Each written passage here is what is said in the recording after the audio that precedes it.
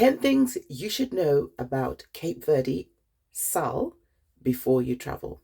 Okay, now my name is Becky of Miss B Group Travel. We've recently just come back from Sal. This is September 2024, and it's in the Cape Verde Islands. So it's one of the 10 volcanic islands in Cape Verde.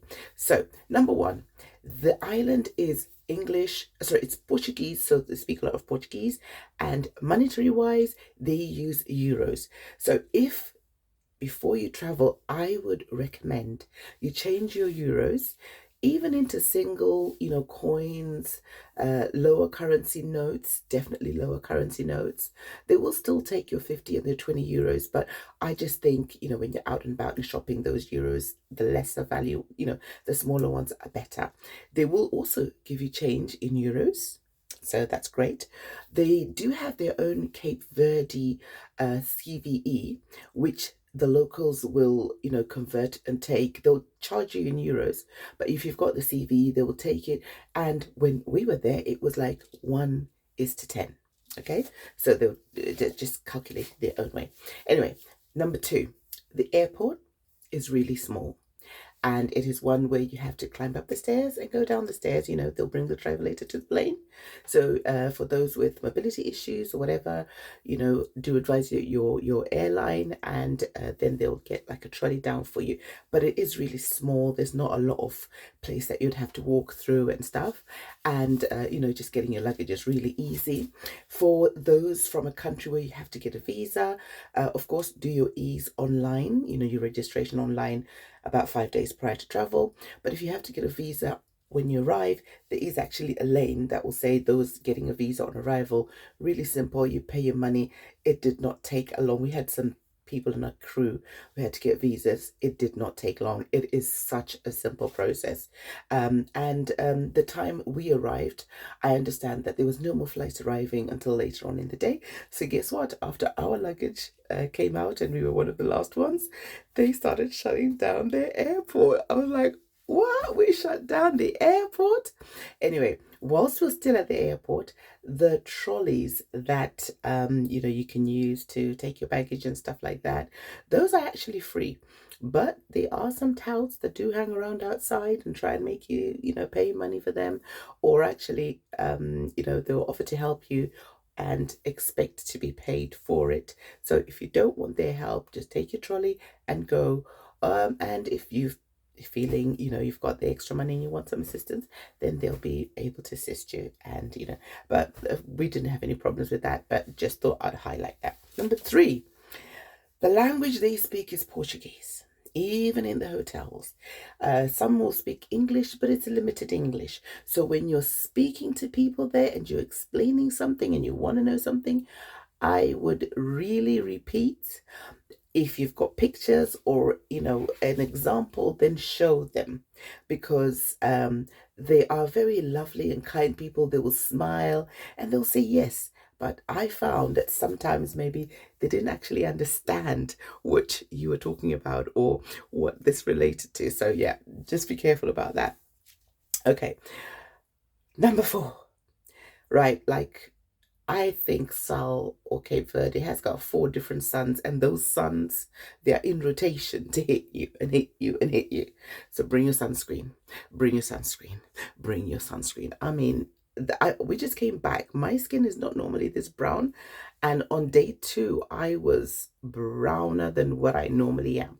So bring your sunscreen, bring your sun hat. Bring whatever else protection, bring your little spray bottles, bring your water bottle, because it is hot. And the funny thing is, we've just come back and it's September, and the locals, they're telling us that, oh no, it's a bit cold. I'm like, where? This is like 28 degrees. So the sun, be prepared.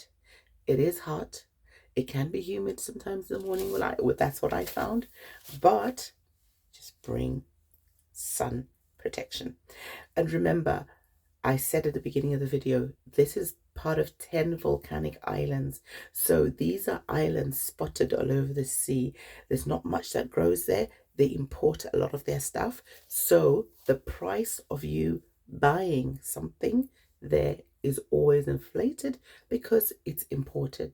Okay, so okay, if you're staying in a hotel, most of them will have their little shampoos, but if you have your own specific brand and stuff, bring it with you, because that's sun, and you will pay a lot of money for the sunscreen. Okay, so number 5, this is something that people don't tell you as well: the dogs. There is dogs. Like, when I say dogs, I know we have dogs in England, America, everywhere else. These just roam. These just roam in the street, even where you're eating. Now, I will personally say I don't have any dogs at home, and they were not aggressive. They would just wander and try and eat bones and stuff like that. I wander around. They wander around the resort. They'd wander around the Santa Maria Bay. So, and in the streets, they're just there, and they don't do anything to anybody, but they obviously try and get some food. I did not see anybody being bitten or any aggression with anyone, but the dogs were there. Okay, and it's just really weird. Even on the beach in the morning, I saw some two running towards me, and I thought, okay, let me get a little bit in the water, but they just ran past. Our hotel where we stayed, and I'm going to do a whole different video about that, did advise, don't feed the dogs because they'll just come back. Okay, I know when we went to another fishing village, one of our group did feed the dogs, and they kept coming back for the bones. But there is an inordinate amount of dogs. They don't do anything, like I say, but they're just there. Okay, so that's just something to not worry about. Okay, number 6 is drinks. Okay, if you, whatever hotel you're staying in, whether it's all inclusive, the drinks that they have there, remember, this is imported stuff, and also it's in the middle of nowhere, so probably the local drinks that they have may not be to your palate. Bring your own. Bring your own. Bring your own. So I did some duty-free shopping. I bought my own Cirocs and stuff, and other people had their own wines. The hotel that we were staying at, and I will do a complete different video about the Morabeza. At dinner time, I could bring my own drinks. I just asked them politely, and they were not bothered whether they understood what I said. Anyway, so I brought my own drink, and brought my own wine. But obviously, for happy hour, when you go to the bar upstairs, we're paid. So if you can, just bring. If you have a certain type of red wine that you like, bring your own bottles. Obviously, within the limits allowed, to bring into the country. But yeah, so many people, I mean, if you go onto TripAdvisor, you will see people in the all-inclusives, in the whatever, will tell you that, yeah, the drinks may be there, but different tastes and different, so if you're fussy like that, just bring your own drinks. Okay, number 7, Santa Maria. In Sal, the high street is just one long road. It's very, it's a very nice small place. So there is street traders. They will try and sell items to you, trinkets, things like that. And I'll do a separate video, and souvenirs and little bracelets that are written Cape Verde. And you just have to haggle the price. Do not pay the first price they tell you, because they always start with a high price. So I would say use a bit of common sense. The first person you come across, or if you would buy a mug in England for €15 that just says England, and you want to pay and you want to support the locals, then that's fine. But if you are budget savvy and or obviously still want to support the locals, but maybe your budget doesn't allow for extravagance like that, then you just say to them, listen, I'm happy to pay €5. I mean, I went to buy a mug and they said €5, and then they said, oh, 2 for €5. Okay, and they were all written Cape Verde and whatever up below. So that was really lovely, and I really appreciated it. But yeah, haggle. Don't forget to haggle, And another thing I would say is they do some lovely paintings, and the prices, again, when we were the high street, no matter where there's a first one, somebody's got a studio, and down the road, they kind of like varied. But guess what, when we got to the airport, duty free, same painting that they've been hawking, starting from €80, even got one down to 40. That same painting, with no haggling, with no trying to cut corners, no whatevers, was €30 in the airport. So I'm just going to say, look, it's like everywhere in life, but just have a look. Use your own common, thought process and say, okay, would I pay this amount of money? Do I want to pay? If you just want to give in, to help the local, then that's fine. But yeah, haggling, I would haggle the price down. Don't just pay the first amount that they tell you to pay. Okay. Number 8 is because obviously it's an island, fish is a very popular dish.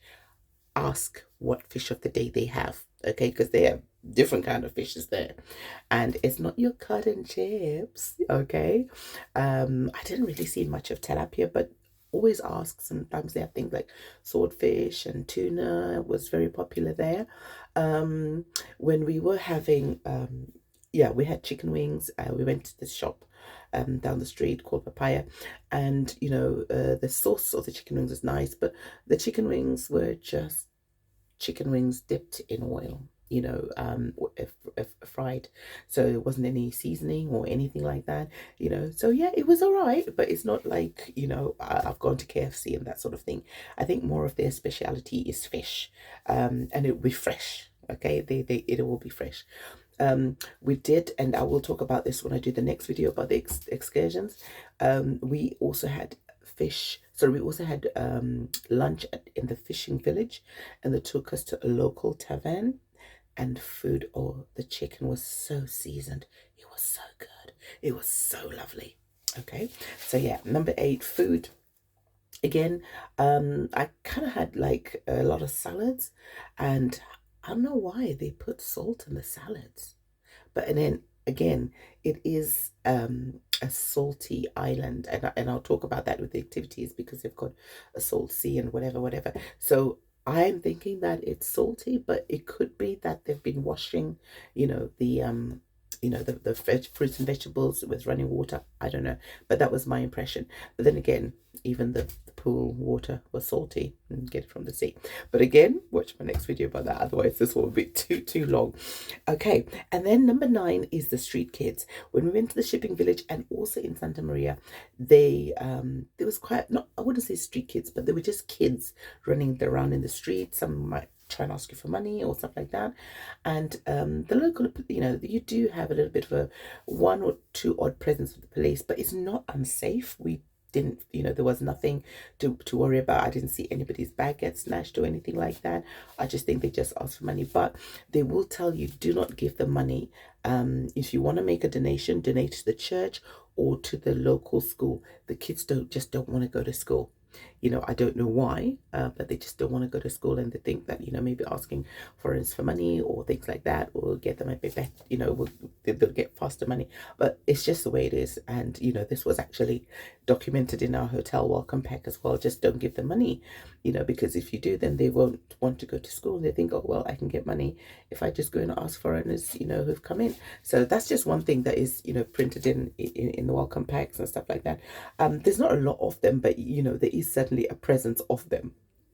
Okay, and then number 10, oh my god, I saved this best for last. So you can see my hair. I got my hair braided. Unfortunately, I fell sick one of the days there, and I'll tell you all about that.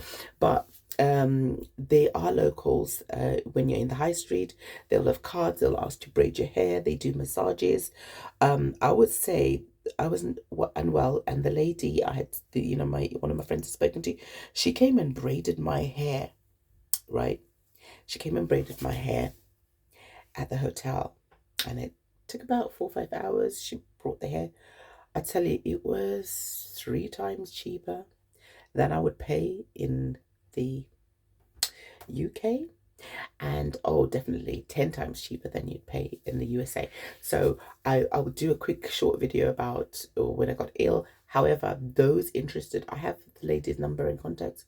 She's a very lovely lady called Fatima, and this is like €30, and then the hair was like €10 each. So if you're thinking of getting your hair done or braided when you're on visit or on holiday there, bring your own braids.